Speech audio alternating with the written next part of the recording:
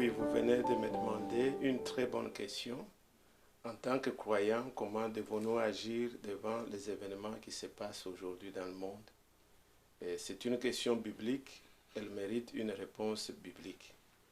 Quand nous voyons dans la Bible, dans Matthieu chapitre 24, le verset 6 à 8, le Seigneur Jésus-Christ en a parlé, je le cite.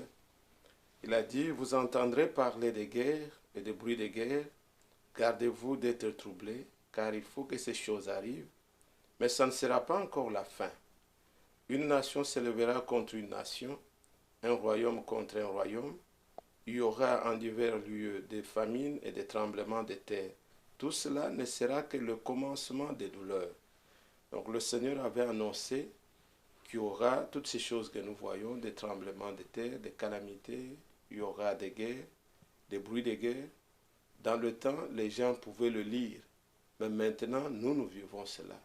Nous pouvons voir qu'en divers lieux, il y a des guerres, une nation qui s'élève contre une autre, et nous voyons qu'il y a des tremblements de terre, comme le Seigneur l'avait annoncé. Mais comme dans toute la parole de Dieu, vous remarquerez qu'à chaque fois que le Seigneur annonce une prophétie, il montre soit la conséquence qui va suivre, soit comment les gens devaient se comporter.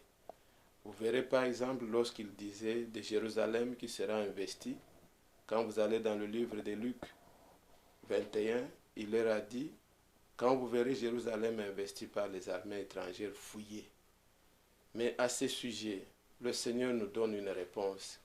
Nous allons au verset 13, toujours de Matthieu 24, il dit, mais celui qui persévérera jusqu'à la fin sera sauvé. Ici, il s'agit de la persévérance. C'est ce qui nous est demandé par le Seigneur. Mais une chose très importante que je voudrais vous faire remarquer, c'est que toutes ces choses ne seront que le commencement. Ça ne sera pas encore la fin. Remarquez le signe qui montre que ce sera la fin. C'est quand le Seigneur nous dit, cette bonne nouvelle, verset 14, du royaume sera prêchée dans le monde entier pour servir de témoignage à toutes les nations. Alors viendra la fin. La fin n'arrivera que quand la bonne nouvelle du royaume sera prêchée au monde entier, à toutes les nations.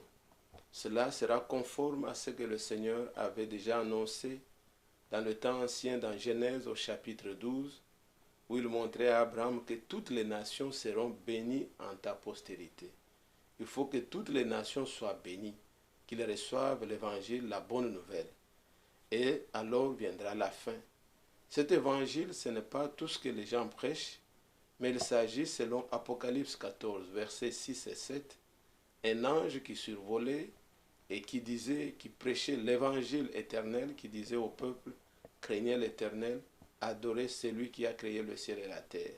Ce n'est pas adorer les hommes, ce n'est pas adorer des révérends, mais adorer l'Éternel. Cette bonne nouvelle doit être prêchée à toutes les nations. Une chose aussi que je voudrais vous faire remarquer, c'est dans Luc au chapitre 21, toujours parlant des prophéties du temps de la fin, le Seigneur a annoncé ceci, je cite, dans Luc au chapitre 21, il dit, il y aura des signes, à partir du verset 25, dans le soleil, la lune et dans les étoiles et sur la terre, il y aura de l'angoisse chez les nations qui ne sauront que faire au bruit de la mer et des flots. Les hommes rendant l'âme de terreur dans l'attente de ce qui adviendra sur la terre, car les puissances des cieux seront ébranlées. Alors on verra le Fils de l'homme venant sur une nuée avec une puissance et une grande gloire.